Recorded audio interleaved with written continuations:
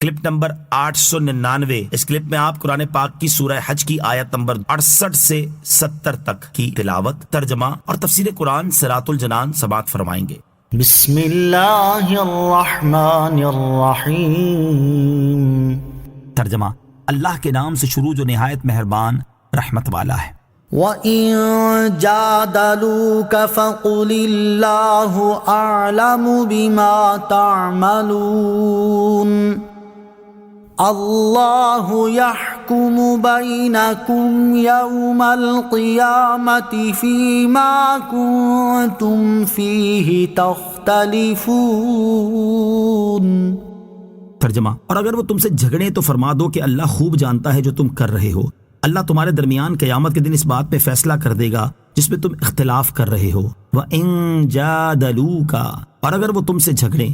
اس آیت اور اس کے بعد والی آیت کا خلاصہ یہ ہے کہ اے حبیب صلی اللہ علیہ وسلم، اگر حق ظاہر ہونے اور حجت لازم ہونے کے بعد بھی وہ آپ سے جھگڑا کریں تو آپ ان سے وعید کے طور پر فرما دیں کہ اللہ تعالیٰ ان باطل کاموں کو خوب جانتا ہے جو تم کر رہے ہو، اور وہ تمہیں یہ کام کرنے کی سزا دے گا۔ اللہ تعالیٰ تمہارے درمیان قیامت کے دن اس بات میں فیصلہ کر دے گا جس میں تم اختلاف کر رہے ہو، تو اس وقت تمہیں معلوم ہو جائے گا کہ حق کیا تھا اور باطل کیا ہے۔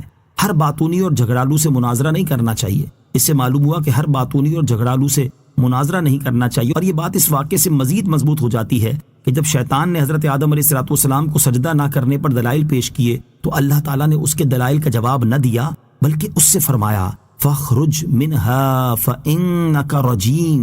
ترجمہ، تو جنت سے نکل جا کیونکہ تم مردود ہے۔ علامہ ابو عبداللہ محمد بن احمد قرطبی رحمۃ اللہ تعالی فرماتے ہیں، اس آیت میں اللہ عز و جل نے اپنے بندوں کو بڑا عمدہ ادب سکھایا ہے کہ جو شخص محض تعصب اور جھگڑا کرنے کے شوق میں تم سے مناظرہ کرنا چاہے تو اسے کوئی جواب نہ دو، اور نہ اس کے ساتھ مناظرہ کرو، بلکہ اس کی تمام باتوں کے جواب میں صرف وہ بات کہہ دو جو اللہ تعالیٰ نے اپنے رسول کو سکھائی ہے۔ أَلَمْ تَعْلَمْ أَنَّ اللَّهَ يَعْلَمُ مَا فِي السَّمَاءِ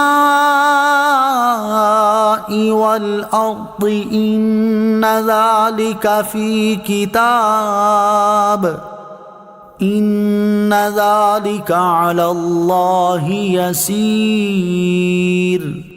ترجمہ، کیا تجھے معلوم نہیں کہ اللہ جانتا ہے جو کچھ آسمانوں اور زمین میں ہے؟